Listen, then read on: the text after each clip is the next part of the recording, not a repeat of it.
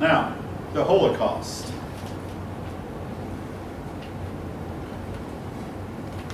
It was part of the New Order, the Nazi order. Again,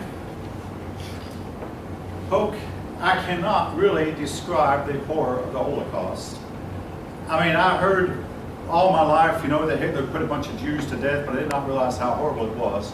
Till one day, someone came and showed us a film, and that film has since been put on, but it's not a film made in Hollywood, an actual, genuine Nazi film, unabridged and unedited, that showed the sheer, I mean, he made human skeletons completely having lost their minds.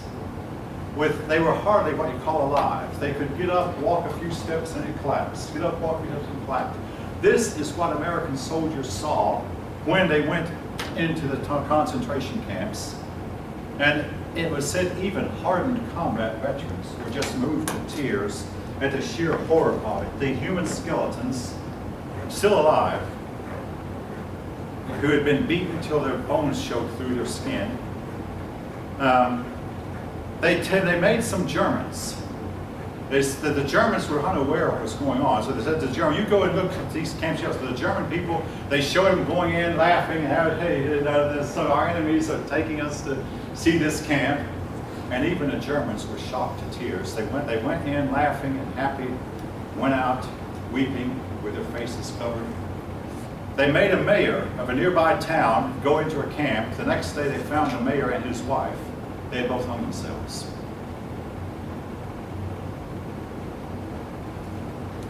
They would put these people in, they would say, we're going to give you a bath. They'd put them inside a chamber, and they were so tight that they couldn't fall down. They were packed together tight. Now, they were given a bar of soap. If these people would have known where they got the soap, they would have died right there. Soap in those days was rendered from the fat of animals, except this soap was taken from the fat of humans who had been executed at all. I'm sorry if it sounds gross, but this is a reality. They were given this soap and taken it back, and instead of water poured on them, gas was poured from a Volkswagen. They had Volkswagen in Germany then. And they could hear the screams. They'd know everybody was dead when the last scream stopped. It usually took about 30 minutes. And when it opened up the door, they'd find the corpses could not even fall down. They were so tightly packed together.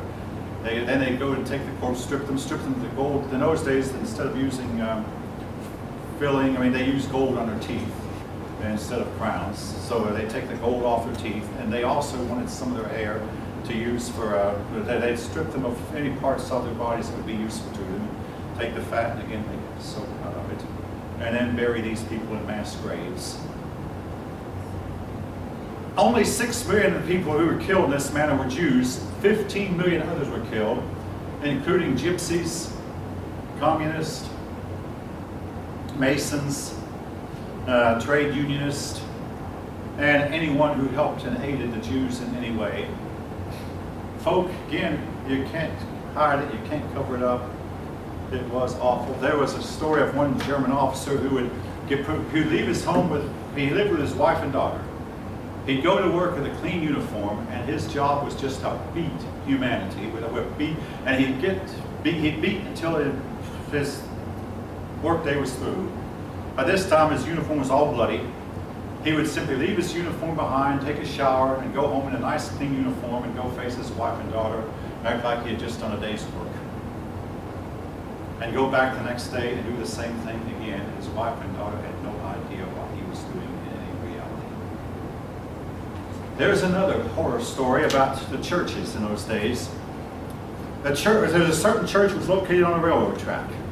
And when they could hear the sound of the train rumbling, the church people would start singing, and they would sing loud music in order to drown out the scream, because the people who were on the train was a human trafficking, the people were screaming, help us, help us.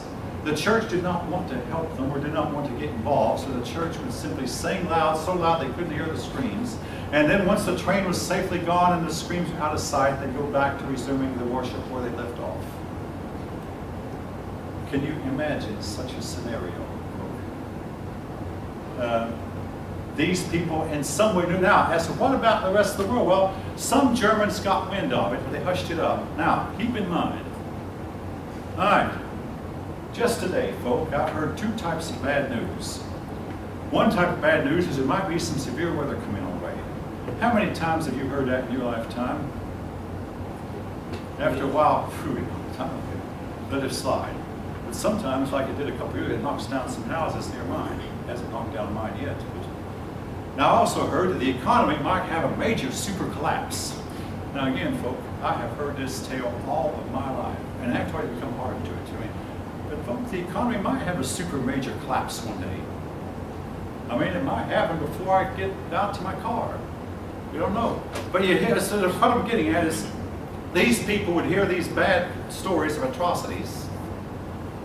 And even Roosevelt received news of it, and he brushed it aside, just like he probably brushed aside Pearl Harbor. Why? Because in wartime, there's so many rumors going around, you can't separate rumor from fact. The newspapers, some of the people escaped those camps and went and got to the British newspaper and told the horrors, the reporters, and of course, and they, why didn't you publish this? We can't publish every rumor that we hear. Again, during World War I, there had been a whole lot of rumors about German atrocities, which proved to be mostly untrue. So in World War II, people won't believe it. I mean, even if they published it, people probably would not have believed it. People did not believe it until Eisenhower's army came upon it, and they had to. And I've met a soldier who saw a concentration camp one time, and my wife's father saw one time. Yes? Didn't the Olympics happen during Germany while they were just starting to do like the concentration camps and?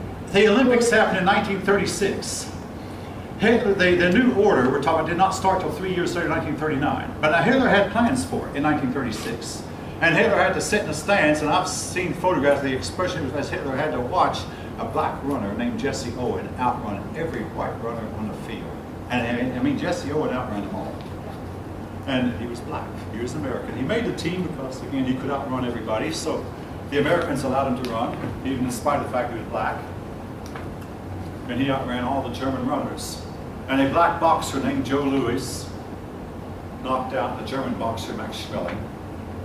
And Hitler had to wonder, where's my racial superiority?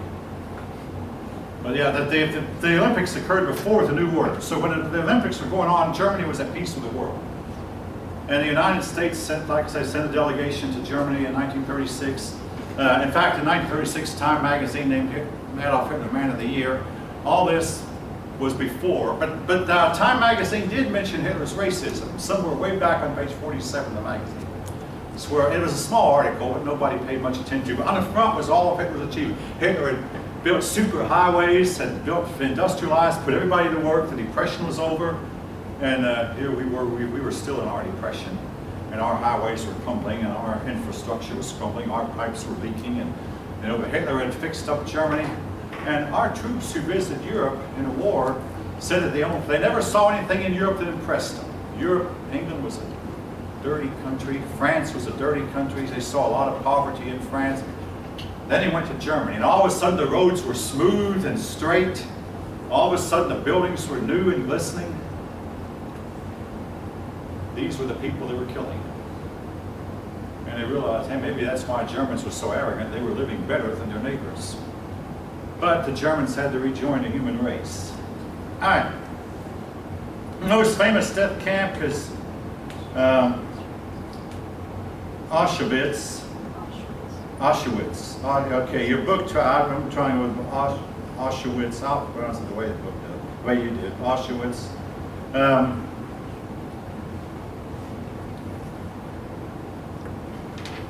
Again, at one time, they'd line the victims up in front of a firing squad and have soldiers shoot at them. But it was known that soldiers who just had nightmares and began to starve themselves and couldn't sleep and couldn't eat and began drinking heavily to drown their conscience and said, oh, well, that's not an efficient way. And so gas was looked on as being a more efficient way. And also, they would put these people in ovens. All right, enough about that. Your book does mention the other Holocaust about the Gypsies, a race containing alien blood. About 40% of the Gypsies were killed in death camps.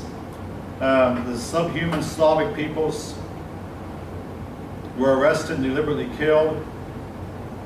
Poles, Ukrainians, all lost their lives as slave laborers for Germany. Now, when the war got to be over, I mean nearly over, and Germany saw they were losing, at least some of the people close to Hitler, and I believe Göring, made a remark, all this was sad waste, when he realized, hey, we could have taken these people and put them to work as slaves in our factories, and it had done us more good than they did as dead persons. But what the problem was, Germany no longer had enough factory workers to supply the troops on the front. And then they no longer had enough troops either to fight the enemy, and the troops didn't have the proper ammunition.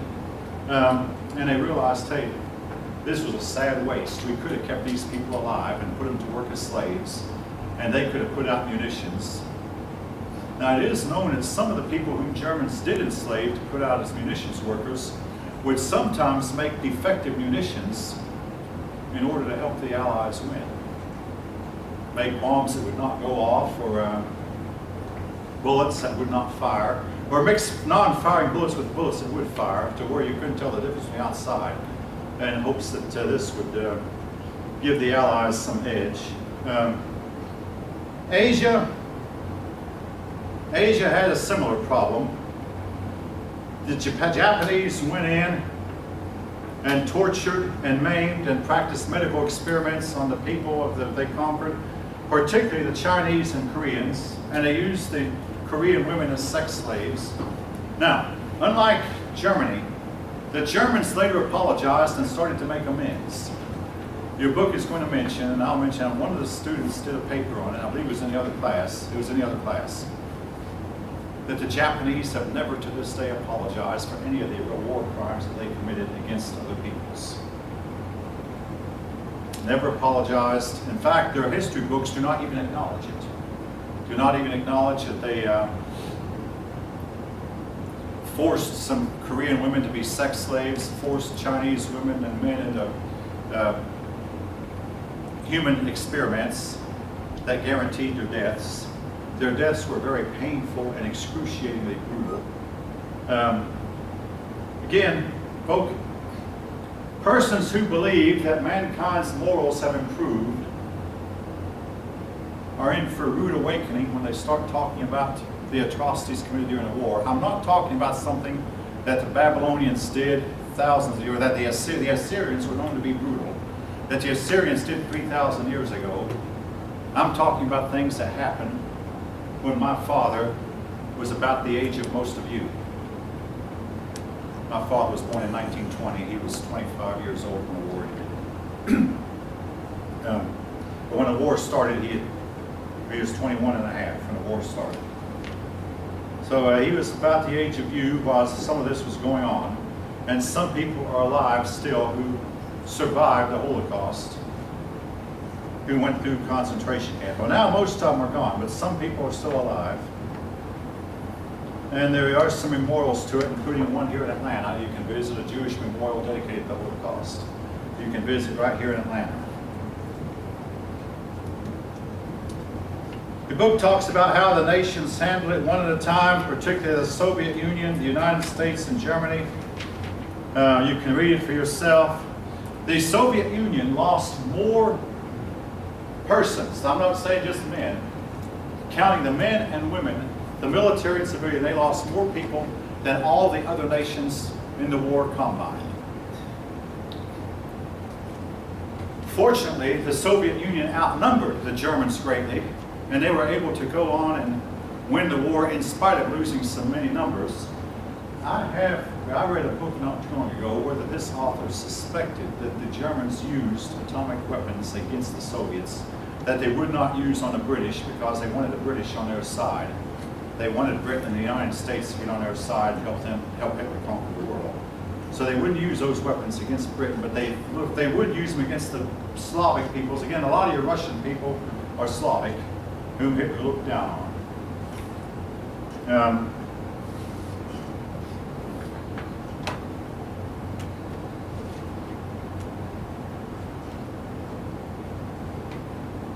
The Soviets, as a result of the war, they modernized their factories and became more of an industrial nation than had before. They They even modernized their farming. They quit farming their old way and started farming with heavy farm machinery, tractors and combines. The book shows a picture of it there on page 750. And there are factories. They developed a lot of factory machinery, and they put the women to work. Now the Soviet Union, when they really got desperate, they even put some women on the front lines as combat troops. And the women are believed to have given a fairly good account of themselves. But again, this was a desperation measure.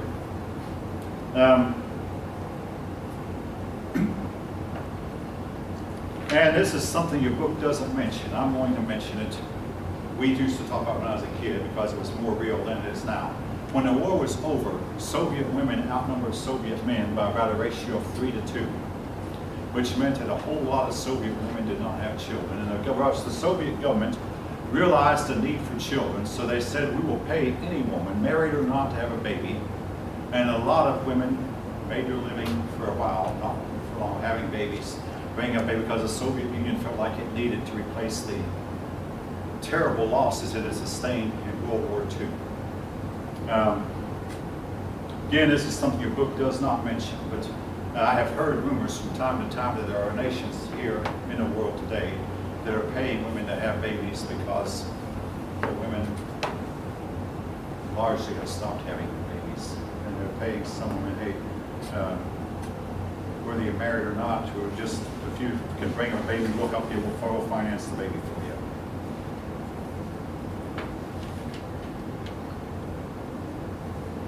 The United States, the war ended the Depression. Also, the United States, unlike Europe, did not face the threat of war on its own front. But factories were busy during the war, and everybody who wanted to work could find work. If you decided you wanted to work and you were at least 17, you could get a job almost immediately. If one factory wouldn't have you, the next one would. And factories began stealing each other's workers. I mean, they were that hard up for workers because, hey, they knew the government was going to buy everything they could produce, so why not? Automobiles were not made. Instead, automobile companies, including Studebaker, have any of you heard of Studebaker? They've been out of business for 50 years. But Studebaker, General Motors, Ford, Chrysler, all began producing tanks and trucks and war materials. And there were no civilian cars made until 1946.